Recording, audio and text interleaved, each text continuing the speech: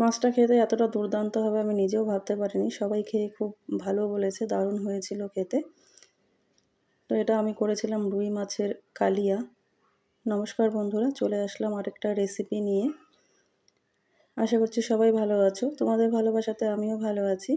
সম্পূর্ণ ভিডিওটা দেখতে হবে রেসিপিটা জানতে হলে। তো সঙ্গে থাকো, আমি কিভাবে বানালাম পুরো প্রসেসটা তোমাদেরকে দেখাবো। তো এখানে নিয়েছি পেঁয়াজ কুচিয়ে, এখানে দেখো তেজপাতা, এখানে মশলা পেস্ট করে নিয়েছি, এখানে আছে গোটা গরম মশলা, এলাচ, দারচিনি, লং। এলাচটাকে থেঁতো করে নিয়েছি। আর মাছটাকে আগেই আমি ম্যারিনেট করে রেখে দিয়েছিলাম কাশ্মীরি লঙ্কার গুঁড়ো, হলুদ আর লবণ দিয়ে।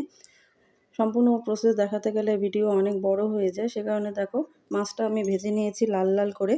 এই দেখো কত সুন্দর একদম লাল করে ভেজে নিয়েছি। মাছটাকে সুন্দর করে লাল করে ভেজে নিতে হবে। মাছ ভাজার তেলেই আমি ফোড়ন দিয়ে দেবো গোটা গরম মশলা, তেজপাতা।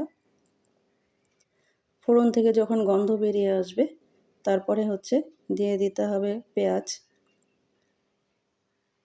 দেখো ফোড়নটা আমার হয়ে গেছে, এবারে দিয়ে দিলাম আমি পেঁয়াজগুলো। আর সবসময় আমি কম তেলে রান্না করার চেষ্টা করি। তো পেঁয়াজটা দিয়ে একটু নাড়াচাড়া করব যতক্ষণ অবধি পেঁয়াজটা একটু ভাজা না হয়ে যায়, লাল লাল হয়ে আসবে ততক্ষণ অবধি এটাকে আমি নাড়তে থাকবো। পেঁয়াজটা আমার হয়ে এসেছে। এবারে দেখো আমি পেস্ট করা মশলাটা দিয়ে দেব। এখানে আমি জিরে একদম ইউজ করিনি, আর এখানে কিন্তু কোনো রকম শুকনো লঙ্কা আমি ইউজ করিনি, এখানে পাকা লঙ্কা দিয়েছিলাম। আর মশলাতে কি কি আছে বলে দিই। আছে লঙ্কা, আদা, পেঁয়াজ একটু পেস্ট করে নিয়েছিলাম, আর আছে টমেটো। এবারে লবণটা দিয়ে দিলাম। লবণটা দিয়ে আরেকটু নাড়াচাড়া করব। তারপরে দিয়ে দেব হলুদ গুঁড়ো। রান্নাতে কি কি দিতে হয় প্রত্যেকেই জানে, কিন্তু এক একজনের রান্নার পদ্ধতি এক এক রকম। তো আমি যেভাবে রান্না করি সেভাবে তোমাদের সামনে তুলে ধরলাম। এখানে আমার একটা বড় ভুল হয়ে গেছে, ভুলটা আমি পরে বলছি। মশলাটা কষানো হয়ে গেছে, দেখতেই পাচ্ছ মশলা থেকে তেল বেরোতে আরম্ভ করে দিয়েছে। এবারে আমি জল গরম করে রেখে দিয়েছিলাম, সেই গরম জলটা এখানে ঢেলে দেব ঝোলের জন্য। আর আমি রান্না করতে গেলে কোনো কিছুই পরিমাপ করে নিই না, আমার আইডিয়া মতো আমি সব কিছু দিয়ে রান্না করি। তো এখানে ঝোলের জন্য গরম জলটা দিয়ে দিলাম। এবারে ঝোলটা ফুটে আসবে।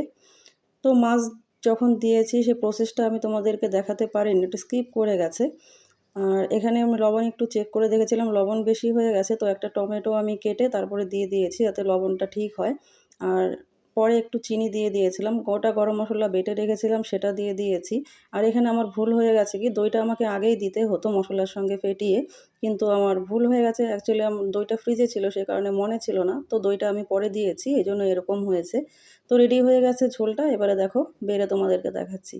দেখো কতটা দুর্দান্ত হয়েছে দেখতে, আর খেতেও অসাধারণ হয়েছিল। তোমাদেরকে বলবো যে তোমরা একদিন এভাবে বানিয়ে খেও।